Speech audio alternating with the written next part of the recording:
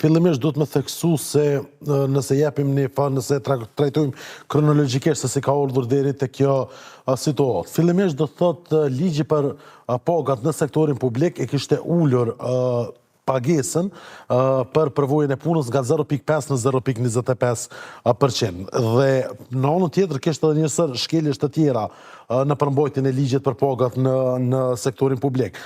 Instituti i Kosovës për drejtësi ngjajshëm siç ishin ankuar edhe 104 organizata punëtore tjerë tek avokati i popullit përmes këtyre ankesave rasti kishte shkuar për vlerësim të kushtetueshmërisë në gjykatën kushtetuese. Tash, gjykata kushtetuese i kishte anuluar njësër dispozitash të cilat cenonin të drejtat e fituara të zyrtarëve publik. Mirë, po njëra për këtyre çështjeve ishte që kjo çështja e pagesës përvojës së punës, që kishte vlerësuar, që gjykata kushtetuese kishte vlerësuar si kundërkushtetuese uljen e përqindjes nga 0.5, sa kishte qenë para hyrjes në fuqi të ligjit për pagat në sektorin publik, në 0.25%. Tash, gjykata kushtetuese nuk e kishte anuluar dispozitën për 0.25%, për shkak se kishte thënë se nëse anulohet dispozita për 0.25%, deri në momentin e adresimit të kësaj çështje nga kuvendi, krijohet një vakum ligjor për shkak se nuk kanë mundësi që zyrtarët publik të paguhen as me 0.25%. Çfarë kishte bërë? Kishte thënë që deri me për brenda 6 muajve, deri më 1 gusht të vitit 2024, Kuvendi i Republikës së Kosovës obligohet të ndërmarrë gjitha veprimet për ta kthyer nivelin e pagesës së përvojës së punës në të paktën 0.5%. Për shkak se siç ka theksuar gjykata kushtetuese edhe në të kaluarën, nuk është çështje kushtetuese ngritja e pagave, mirë po është çështje kushtetuese ulja e pagave, për shkak se nuk mund të ulet paga që konsiston në cenimin e një të drejtë tani më të fituar, në të cilën zyrtarët publik kanë pritje legjitime se do ta përfitojnë. Në këtë situatë, pas nxjerrjes së aktit gjykimit, Kuvendi i Republikës së Kosovës është obliguar që deri më 1 gusht të vitit 2024 ta bëjë këtë rregullim ligjor që ta kthejë në 0.5%, duke filluar shtrirja kohore nga data 1 shkurt 2024 që është koha kur ka hyrë në fuqi akt gjykimi i gjykatës kushtetuese. Fatkeqësisht do thotë kjo nuk është bërë nga ana e Kuvendit të Republikës së Kosovës. Mosveprimi nga ana e Kuvendit të Republikës së Kosovës fillimisht duhet me theksu qartësisht që paraqet shkelje kushtetuese. Kushtetuta është ajo se çfarë gjykata kushtetuese thot për të. Dhe aktgjykimet e gjykatës kushtetuese janë ekuivalente me normën kushtetuese. Dhe dështimi i Kuvendit të Republikës së Kosovës për ta bërë këtë, thjesht paraqet shkelje të Kushtetutës së Republikës së Kosovës. Kjo situatë, ky mos rregullim nga ana e Kuvendit të Republikës së Kosovës i prek të drejtat e mbi 90.000 zyrtarëve publik, për shkak se të gjithë prej tyre afektohen, për shkak se bëhet fjalë për 15 vitet e para të përvojës së punës që pagesa ulet nga 0.5 në 0.25%. Dhe tash në këtë situatë në cilën jemi, fatkeqësisht do thotë edhe si këtë kemi përmend vazhdimisht që është e rrugës që Kuvendi të adresojë obligimin e saj kushtetues, asgjë më pak e asgjë më shumë se sa zbatimin e një aktgjykimi të gjykatës kushtetuese dhe mos t'i detyroj zyrtarët publik që të shkojnë dhe të drejtën e tyre ta kërkojnë në gjykatë. Nëse Kuvendi nuk vepron, definitivisht zyrtarët publik nuk kanë mundësi tjetër, ata kërkojnë realizimin e një të drejtë kushtetuese, një të drejtë të lehtëshme të tyre, dhe që në këtë situatë rrezikojmë të obligojmë zyrtarët publik që të shkojnë ta kërkojnë të drejtën e tyre në gjykatë. Po çfarë ndodh nëse e kërkojnë të drejtën e tyre individuale?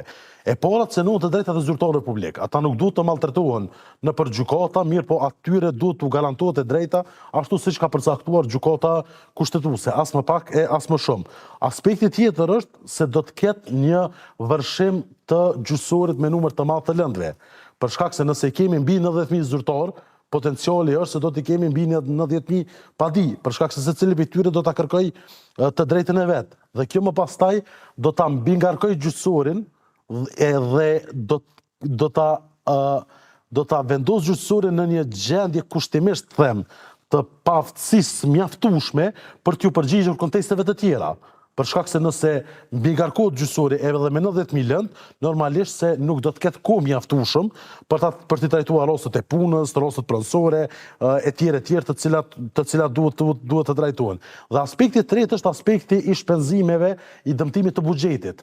Në këtë situatë, nëse situata do të adresohej me ligj, atëherë nga buxheti do duhet të paguheshin vetëm diferenca nga 0.25 deri në 0.5% për këtë periudhë kohore. Ndërsa nëse shkojnë rastet në gjykatë, më pastaj do shteti obligohet që t'i paguaj edhe shpenzimet procedurale, që në rastet e kaluara shumë shpesh ndoshta kemi parë edhe situata që më të larta kanë qenë shpenzimet procedurale se sa vetë niveli se sa vetë lartësia e kërkespadisë. Dhe tash në bazë të një llogaritje të përgjithshme, shpenzimet minimale në raport me këto lëndë, nëse vërshot gjyqësori, do t'jenë mbi 35 milion euro. Po flasim për shpenzime minimale, tash si KD nuk I kemi llogarit azom nevojën për me pas ekspertizë financiare, kamatën ligjore, shpenzimet e përmbarimit e tjerë, mirë po nëse llogaritet vetëm taksa gjyqësore, përpilimi I padisë dhe 2 seanca, një seancë përgatitore dhe një seancë shqyrtimit kryesor, do të pa kaluar më pasaj mjete ankimore etj, vetëm këto shpenzime për 90.000 padi bëjnë 35 milion euro. Dhe që definitivisht në këtë situatë në cilën jemi, Kuvendi I Republikës së Kosovës I ka cenu drejtat e mbi 90.000 zyrtarëve publik që paraqet edhe një ndikim në aspektin socioekonomik të vendit dhe po ashtu rrezikon që gjyqësori të vërshot përsëri me numër të madh të lëndëve dhe të dëmtohet buxheti, gjashtë siç kishte të ndodhur me rastet dhe është duke ndodhur me rastet të cilat derivojnë nga kontratat kolektive apo rastet e pensioneve të dyfishta.